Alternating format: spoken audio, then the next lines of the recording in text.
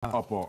Yan, matagal na panahon na yan. Yes. Ano mang desisyon na ba ito? Kinakailangan reviewin na natin sang-ayon sa mga umiiral na kondisyones ngayon Opo. na nakita na rin nila na ito'y multi-billion industry na dyan. Oho. Hindi ka ba maliligalig?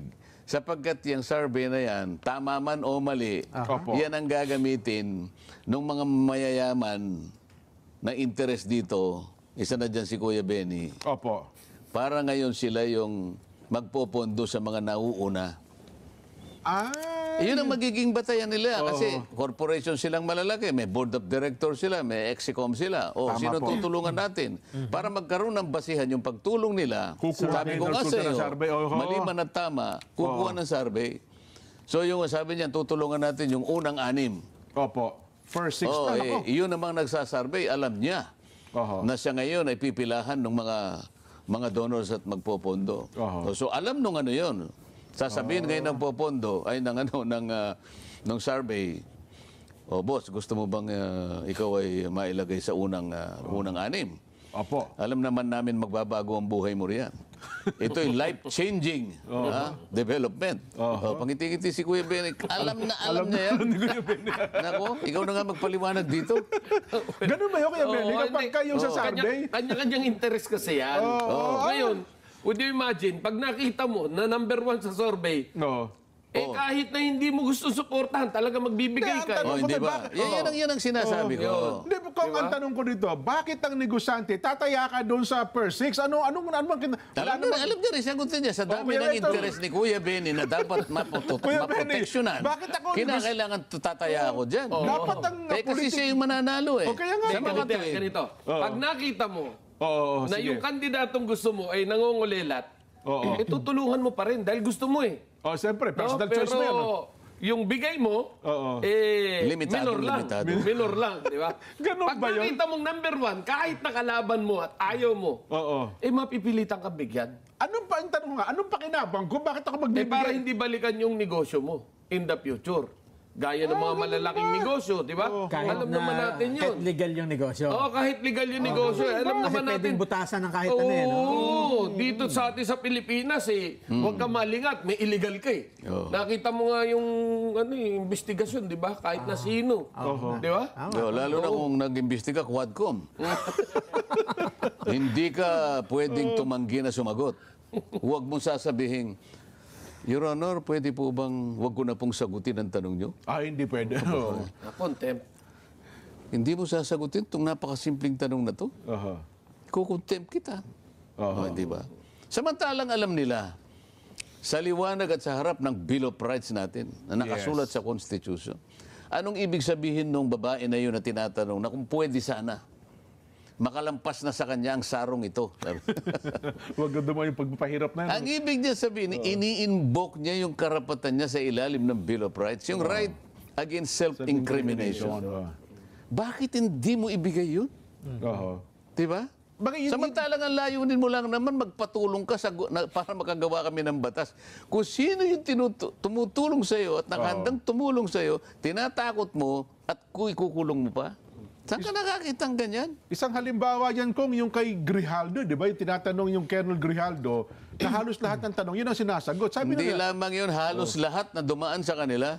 tama po kayo, Kom. Pero ibig ko lang sabihin, yun ang pinaka-latest ngayon, itong tungkol kay Colonel Grijaldo. Sabi nila, kapag hindi ka kasi sumagot yan, mababalam yung pag-alam namin ng katotohanan na isa lang ang makasasagot. Kung ako naman si Grijaldo, Opo. kasi sa pamagitan ng mga abogadong nag-advise sa kanya, Oo. Your Honor, baka hindi po nyo alam, sang-ayon po sa mga pagdidesisyon ng Korte Suprema, pagka ganito po ang nature ng investigation, Opo. meaning in aid of legislation, marami pong limitasyon. Isa na po ay yung tinatawag nating pertinency rule.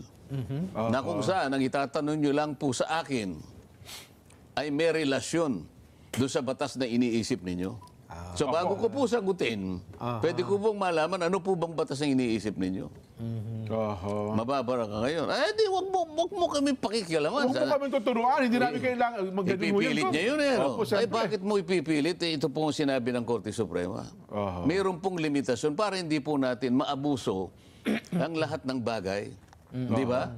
Nakalagay po dyan at nakalagay pa rin po dyan sa pangatlo kung hindi pa po nyo nalalaman. Nandun pa rin po doon sa pagdidesisyon ng Korte Suprema. Ang karapatan po ng lahat ng taong ipatatawag ninyo o maaaring maging apektado sa mga gagawin naming pagharap sa inyo ay mapuproteksyonan po ang aming karapatan. Aha.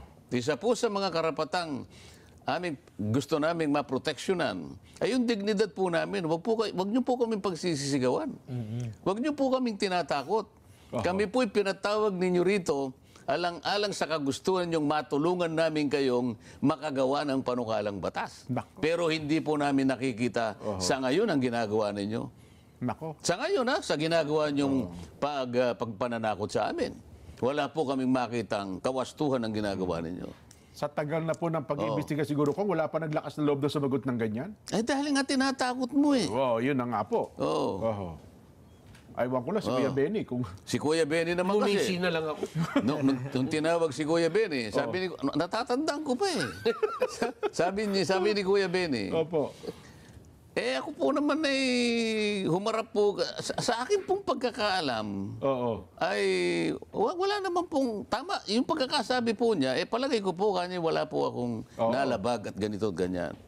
Sumagot. Yun ang akala mo. Oh. Doesn't follow. It doesn't follow. It doesn't necessarily follow. Opo. Ibig ko sabihin, alam mo na pala yung totoo, ba't ka pa nagtatanong? Hindi ka dapat makipagdebate doon sa tinatanong mo. Yun ang alam niyang isagot eh. Kaya ang pagkakasagot niya. Oho. Base po kanya doon sa pagpapatotoo ng taong yun. Hindi naman siya binabanggit ang pangalan. Naniniwala po akong tama po ako at ganito. Ay, hindi. Yan ang alam mo. Saan ka naman Oho. Oh, well, ito naman kasi hindi pala away eh. yun na nga po. Kasi kung ako nandun, Oho. Your Honor, alam naman po pala ninyo kung ano yung sagot, bakit po niyo ako tinatanong? Alamang contempt. Baka kagaya nakakulong si Kuya Benny kung ginawa niya yun. Ginawa niya, umiti na lang. Ngumiti. Alam niyo pong ginawa ko noon. Bumulong na lang ako sa likod. Baka may hope yan dyan. Penge naman. Parang ngangatain ko na lang ho. Pero doon sa mga bagay-bagay na yan ko, kasi dapat siguro talaga maliwanag, ano. Kasi, kapag ka-in-invoke mo kasi yung karapatan mo, sasabihin nila, simpleng tanong lang eh. Ba't ba naman oo at hindi? Pero hindi nila mapilit. Yun na nga, kung sabagot Hindi ka mo naman niya nila lang, oo, hindi, at saka ka lang anya ang sabi sa bilang abogado, alam mo, sumagot ka muna ng oo, hindi. At kung meron ka paliwanag, umuo ka muna o humindi ka, at saka mo ipaliwanag yung gusto mo sabihin. Hindi nga ganun eh. Kasi ang inquiry nila, parang parang investigasyon ng piskal, nang parang meron ka ng kasalanan. Hindi yun ang inquiry na sinasabi batay sa pagkakasulat sa saligang batas. Kasi inquiry in aid of legislation. So, Kailangan ikapit mo yun eh. Bilang tulong sa paggawa ng batas. Doon pa lang makikita mo na eh. Hindi ka pwedeng basta-basta ka na lang magtanong nang wala kang nakabalangkas na batas eh. Kaya sabi nga doon sa desisyon there should be an existing legislation. An existing or contemplated legislation. O pagka wala, paano yung tatanong mo? O ano yung referensya mo? Opo. Di ba? Kaya nga ang tanong nila wala nang katapusan eh. Kahit ano na lang maisip nila eh. Pero mukhang meron na yatang legislation. Meron na ba ngayon, Kong? Nakita mo ba yung ginawa nila? Halimbawa, yung sa... Yung... extrajudicial killing. Sapagkat doon nasentro lahat eh. Oho. Ewan ko kung ikaw, Nelson, mahilig magbasa itong taong ito eh. Kung nabasa niya na, dalawang batas lang ang nagawa eh. Panukalang batas. Isa sa Pogo, na kahit wala naman yon, kaya namang kunin lahat yung mga pag-aari ng mga kung sino mang nag-invest na nagkasala sa ating bansa. Pero yung EJK, na kapag ka binasa mo, definition na definition pa lang. Opo. Mali na eh. Extrajudicial killings, di ba? Nakakalimutan nila na dito sa ating bansa, bawal na yung death penalty. O wala tayong death penalty po. Ang pagkakadefine, lahat kanya ng pagpatay na walang authorization ang korte. Paano mag-authorize? Wala na nga tayong death penalty. Oo nga, oo. Di ba? Kahit na kahit na law student, Oho. palagay ko pagka nabasa niya, mag-iisip eh. Pag nabasa niya ganun, yung mga congressmen kaya itong mga ito, yun lamang mag-entertain siya ng ganung kaisipan, nakakahiya na eh. Oho. Law student pa lang yun, ha? Definition pa lang. So meron akong set na mga clarificatory questions. Gusto kong itanong sa kanila kung yung dalawang targets ng pamahalaan, napaka-importante nun, ay ma-achieve by 2028. Ibig sabihin sa katapusan ng administration ng ating Pangulo. Ayaw po nila akong bigyan ng pagkakataong makapagtanong. Dalawang batalyon ang nakahanay doon bago ako makarating. Talagang diniscourage nila ako. No? Huwag na kayo magtanong. Opo. Kung ngayon, kung talagang mapilit ka na makapagtanong, humingi ka muna ng Magpaalam muna kayo daw. ng permiso mula sa ating majority leader. Oho. Nakaka-insulto yun, Kuya Benny. Saan ka nakakitang meron ba tayong regulasyon na kapag magtatanong ang isa sa amin, kinakailangan humingi ng permiso sa majority leader? Bakit yung mga minority, kamukha ng makabayan black, anytime pwede silang magpalista ron. Bakit ako hindi pwede? Balik tayo dun sa So nawalan na ako ng gana ron eh. Tinignan ko na lang kung talagang hanggang sa dumating ang BICAM.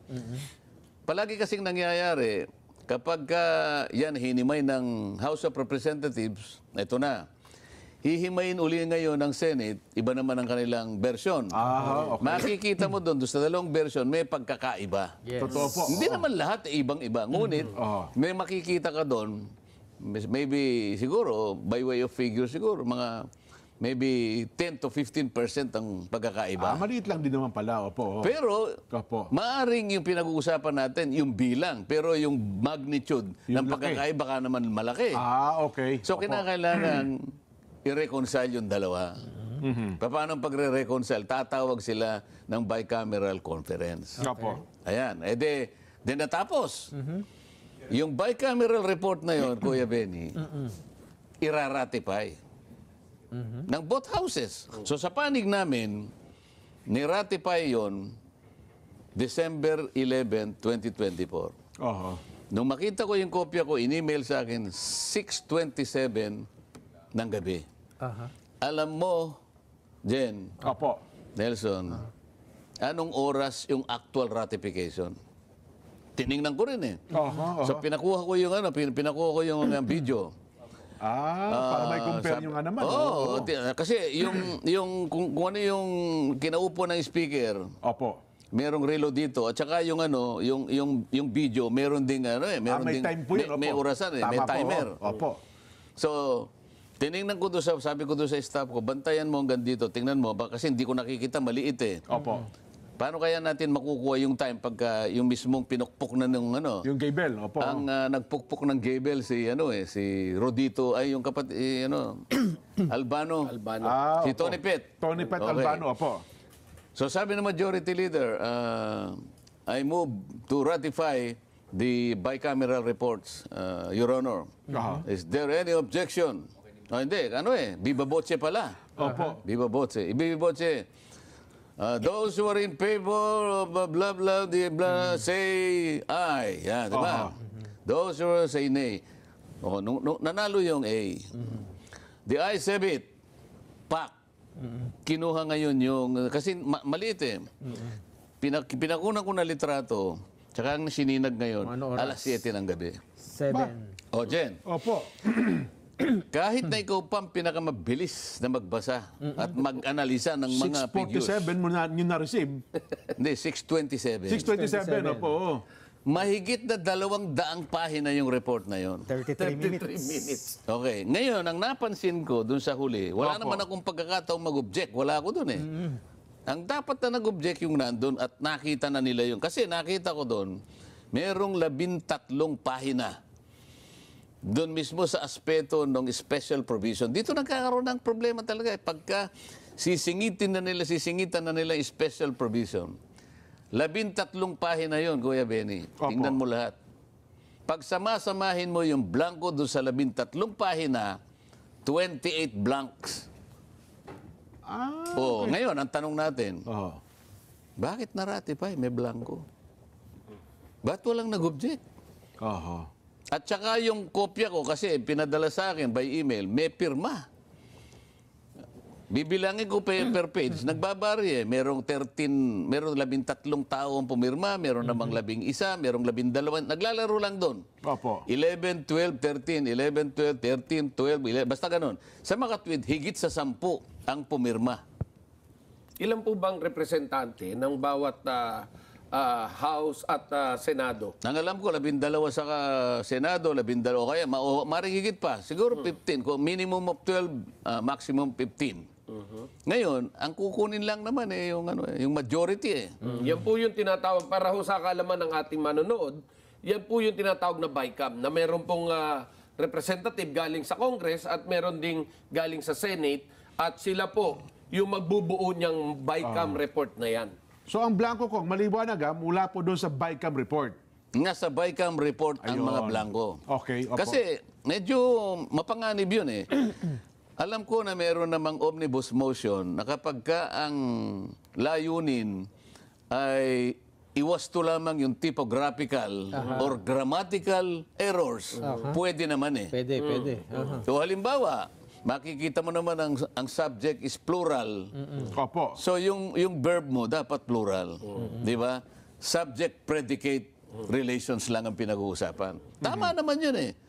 Alangan namang 12 millions. Meron is kamo hindi. Halimbawa, pagka subject mo plural, yung corresponding verb mo magmamatch doon. Opo. Pwede 'yun, grammatical. Typographical naman. Oh. 1 billion pesos, kanya peso lang ang nakalagay. Lagyan mo ng S. Yun ang typographical. Pwede yun. Pero ang pinag-uusapan, in relation to, sabi niya ganyan, from letter A, sabi niya ganyan, to blah, blah, blah, with the corresponding 795 billion pesos be replaced with, sabi niya, pagkatapos merong, Blank. ano i-replace mo ngayong amount doon? So from, let's say, 800 billion to, kanyang ganon, Opo. blank. Ngayon, ang magiging problema natin ngayon, kung na-ratify yun, ibig sabihin, yun ang magiging basis ng GAA. Bago siya maging isang tunay na enrolled bill, kailangan Lagyan. lagyan yun. Ngayon, sino naglagay? Yun ang tanong. Oho. Yung naglagay na yun, meron ba siyang authority? Kasi, Kuya Benny, ang gusto kong emphasize sa ating mga mamamayan, hindi typographical yung isang mahabang gano'n na, amount ang pinag-uusapan will be replaced. Kasi nakalagay, halimbawa, 1,942,000,000 to be replaced by blank. O ano namang... kahit sino maglalagay ng amount doon. Opo. Palagay mong merong nag-utos sa kanya. Nari, yung technical stuff. Ito, ang ilalagay mo dito, ito, napag-usapan na namin sa ganito, ganyan. Ito yung ilalagay mo dyan. Meron na instruction. Opo. Ngayon, hindi alam ng plenaryo yun. So, walang kaalaman yung buong plenary. Lahat ng pagbabago, plenary action. Dapat. Sino ngayon na nag-fill up nun? Dahil walang kasi ang pwedeng magpalit nun eh. Yung House of Representatives, sapagkat sila yung magpiprint nung GAA. Opo. Pag na-print yun, dadalhin sa record section ng Malacanang, i-receive. Pagka-receive noon, mula doon sa punto na yun, na na-receive na yung final version ng GAB, enrolled bill ang tawag. Naghihintay na ng Pirma ng Pangulo. pagpirma ng Pangulo. Ngayon ang tanong ko, kung hindi sa House, sa DBM, Oho. di ba? Pagkatapos pinila pa ng DBM nga, binalik sa pinrint ngayon sapagkat pinila pa ng DBM. Hindi ko sinasabing DBM pero dalawa lang ang pwedeng magpalit. Pero ang sabi nyo kung merong mga technical working group na sinabdivide para buuin ata Computation ng paliwanag nila ko eh. Hindi pa nako-compute. Di ba? Yung BICAM report sa pamamagitan po nung technical working group, parang 3 technical working group. Palagay mo na 10 technical working group. 10 na ano ngayon? So, aywan ko lang kung baka yun ang, hindi kaya doon nila binuo kung ano yung mga blanco na yun. Kasi pagdating daw po sa tanggapan ng Pangulo, Maaring mangyari yun. Ang sinasabi ko at ang tinatanong ko, yung bang technical working group may authority.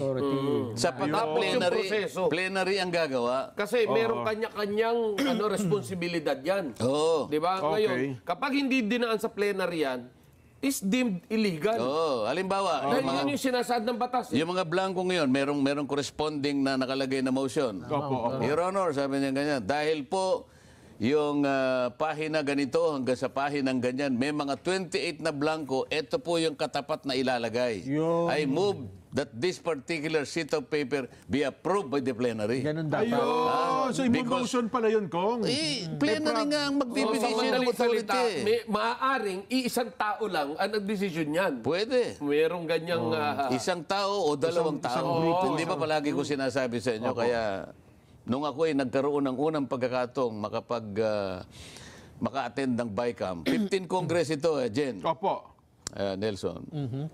Aba, medyo excited ako dahil first time ko, Kuya Benny, maka-attend ng BICAM.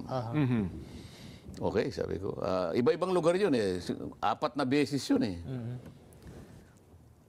Aba, napakasarap ng pagkain namin, Kuya Benny. Ay, oo. Talagang buffet daw ho eh. Diyan dyan ang mga senador sa harap namin. Opo. Nandito naman kami. Basta mahabang mesa yun kasi Commission 12 o kaya 15. Basta talagang masasabi ko sa inyo, talagang masarap ang pagkain namin. Natawag na bicameral conference. Aha. Pero hindi conference, puro kainan ang ginagawa namin. Wala akong pinag-uusapan eh. Tinitingnan namin yung 2 tao. Aha. Sa panig namin, nung panahon na yon, ang chairman ng Appropriations Committee, yung namayapang si Nonoy Andaya. Aha. O sa panig naman ng Senado, ang aking kumare, Senador Loren Ligarda. Aha. O di pagkatapos na kami kumain, hahanapin namin yung 2. Nasaan na kayong 2? Ayun, andun sa may... andun kasi Manila Polo Club. Di ba may garden, mayroong pagkalawak-lawak na green na yun, ano, yung pinaggaano ng golf, ano. Nandun sila sa gitna. Nakaupo doon sa damo, nandun sa... ano ka kung BICAM ito? Wala naman kaming nalalaman. Yung media, nagkuha ng picture, tapos umalis na. Mas na. Opo. Photo op lang. Ayoko na ako. Yung huling BICAM, hindi na ako sumama. Pero ano ba dapat na nangyayari sa BICAM? O, edi sana pinag-uusapan namin. Kamukha yung, halimbawa, may blanco yun. Isa-isahin yung dapat yung ano. Hindi ba ganun dapat? Tapos pipirma kami. Ilalagay na lang natin sa usaping literal. Opo. Hihimayin nila isa-isa yan. Ganun dapat. Halimbawa, itong yung napag-usapan, may iba blanco po muna natin, ganito, ganyan. Kasi po, ito. O nga, pwede yan. Pero kako, teka muna, ganyan, paano itong gano'n? At least pinag-usapan nyo. Kapag halimbawa, okay na lahat, pipirma lahat na may blanco, pero merong isang papel doon na ipapasa sa plenary bago magtapos. Kinakailangan ma-approve ng plenary na ito yung pinag-usapan ng 2 yung blanco na yung kinakailangan pilapan. Sa mga kapatid, merong accompanying seat na yun ang itatakip mo doon sa mga blankong nandun. Wala namang ganun eh. So, sa madaling salita, nagsilbing bulag pa at bingi yung nasa BICAM. Sa Ay, ang nangyaring gusto yun. kong tanongin doon, itong nakapirma, bakit kayo nakapirma, alam niyong blanco yun, wala ba kayong pinag-usapan na kung ano man ang ilalagay nyo dyan, ipa-approve nyo muna sa komite, Tsaka ang bigat bago nyo isubmit yung enrolled bill? Ang bigat ng binitiwang salita ni Super Ate. Kaya niya hindi pinirmahan dahil blanco. May bang kaya pala merong ilang senador kung na talagang sinabing wala silang pirma no pinakita sa ano na talagang blanco din yung pirma nila kung. Alam mo pala, nakita mo pala, ba't hindi ka nag-object?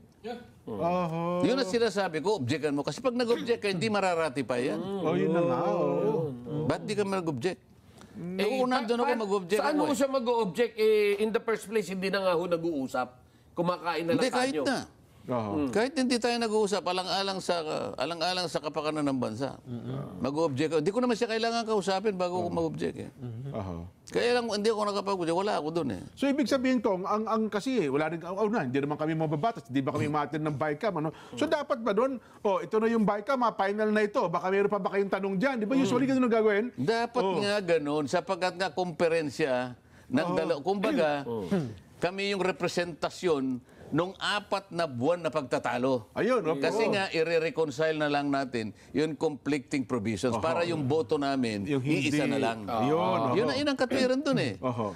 So lahat ng hindi pagkakaunawaan, ng hindi pagkakaiba doon, bakit sa'yo ganito? Hindi, ganito kasi yan, ganyan. Oo. Hanggang sa medyo maayos namin, o sige, payag na kayo sa ganito. Oo, kasi ito, panakip natin dito talaga. Ayun. Binawasan nyo doon, dito natin lagyan. Oo. In other words, ira-rationalize natin yung pinag-iba ng ating version. Ilalatag na maayos. Hindi sa puro blanco na lang yung... lalo naman siguro hindi nila pinag-usapan kung anong ilalagay doon. Oho. Bakit nauwi tayo sa 28? Ito yung pinakamabigat eh. Opo. Hindi ko naman sinasabing hindi mabigat yung blanco na medyo mahaba. Kasi sa laki ng figure, hindi naman pwedeng konti lang ang blanco mo kasi billion eh. Opo. Trilyon, oh. Kakasya. Hindi, yung karaniwan billion eh. Bilyon yung Oo. ano, bawat ahensya. Ilang ciphers ang billion, Kuya Benny? 3, 6, 9, siyam na 0. Siyam. Opo. Kasi pagka trillion, 12 eh, ciphers. Tapos meron ka pang 0.00. Opo. Oh, kaya mahaba dapat yung ano. Pero yung sa program appropriation, yung blanco niya ganun lang. Maliit lang. Konti lang. Alam mo kung bakit? Kasi sabi niya, the following should be replaced kanya from A Opo. A to tapos ganun. Abi, napakarami nung ilang baka B, C, D, F, G. Halimbawa, from A to X, di napakaraming... A to Z. Akalain mo napakaliit. Oho. Pero kasi letter lang ilalagay B, mo. C, D, F, G, H, I, So, J, K. pwede mong itago dun yung laki ng gusto mong itago. From A, kanya to, Blank. Zay. ganun lang, tas period. Opo. Zay. Ay, paano kung yung hindi pala trillion yun. Eh, sa dami ng sinakop niya eh. Oh. Yan ang gusto kong pagtatanong sana. Magaling pala talaga. Iniisip talaga ng gusto mabuti pala yun. Pagkatapos sasabihin nila, walang blanco. Eh, sino magsasabing walang blanco? Nakalimutan ko lang dalhin eh.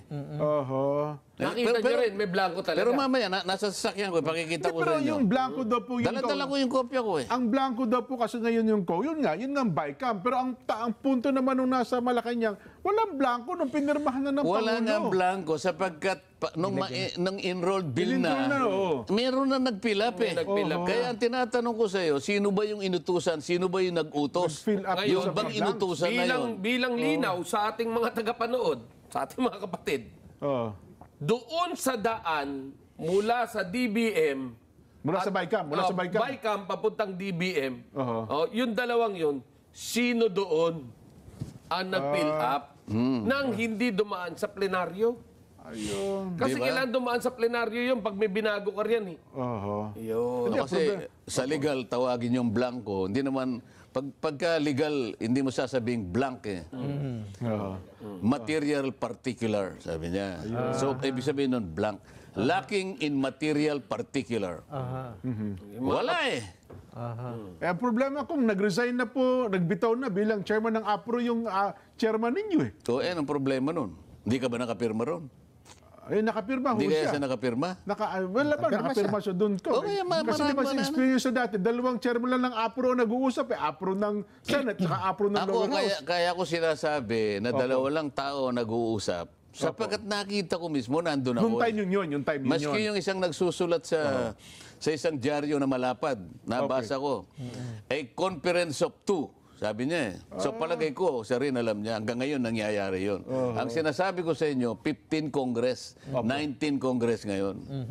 So, Kung nakita ko ilang na- kongreso na nangyayari. O palagi ganun eh. O, kaya nga ang palagi kong ina-advocate Nelson eh. Di ba sabi ko, tanggalin na lang natin, Kuya Benny, Yung BICAM. yung BICAM. Una, wala namang BICAM sa nakasulat sa saligang batas eh. Opo. O sa liwanag ng nangyayari, hindi naman talaga bicameral conference. Pero yung Nagkakainan kami. plenary, yung plenary deliberation na yun, nakasaad mo ba sa batas yun? Yung plenary na mag-a-approve talaga ng budget.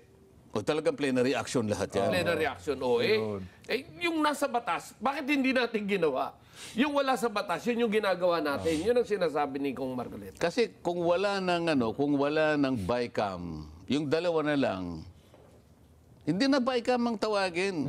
Magtawag na lang kung sino yung gusto, pero hindi BICAM. Pilitin natin, Congress. Pag Congress kasi, 2 kapulungan eh. Tama po. O magsakit kayo, kumuha kayo ng 2 tao nyo, 2 tao rito. Ito na lang hindi natin pinagkakaintindihan. I-reconcile natin yung hindi na Madali lang ito. Pagkatapos, magtawag na tayo ng plenary ngayon.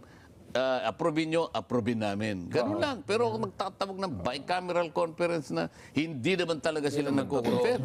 Hindi, pero ngayon, Kong, moving forward tayo, kinisyon ito sa Korte Suprema, ang problema ito, pagka ito po'y nabalam, ang masasakripisyo pambansang budget natin, Kong. Hindi siya mababalang pa ngayon. Wala pa namang aksyon ng Korte. Kapapile lang yata ng petition. Hindi ko alam kung parang kahapon yun. na nga, opo. Sasagot pa yung sasagot pa yung kung sino yung inasunto. Ang inasunto yata, ang Senate President, ang House Speaker, at saka yung ating Executive Secretary. May proseso naman yan, alam nyo naman eh. Ang sasagot ngayon, sapagkat ang tagapagtanggol, ang abogado ng gobyerno, Solicitor General. So gagawa pa ng sagot. So Mahaba pa. habang walang ginagawa, sana man lang kung hindi ko sinabasa yung petition eh. Siguro, hindi naman siguro humingi ng TRO. At palagay ko, hindi naman magti-TRO ang sapagkat, teka muna, hindi kami magti-TRO sapagkat alam naman natin gumagana ang ating pamahalaan. Kapag TRO namin, hindi wala nang gastusan dyan. So yun na nga po Baka mapilay naman ang yun ang gawain magiging ng problema gobyerno. natin doon, Kong. Kasi kung pagka ito'y nabalam, ang pambansang budget natin ang masasakripisyo. Oo nga, oo. Kaya nga, ang gagawin ng Korte Suprema dyan ay talagang papapaliwanagan muna pero wala na sigurong TRO mangyayari. Pero kinakailangan lumabas sang-ayon sa kanilang nakikita na o sa mga susunod na mga kongreso. Sabi niya, halimbawa, magsisimula in the next Congress, huwag na kayong mag-BICAM. Ayun. Halimbawa, ganun. Well, Di ba? yun ang aabangan na natin siguro, Kong.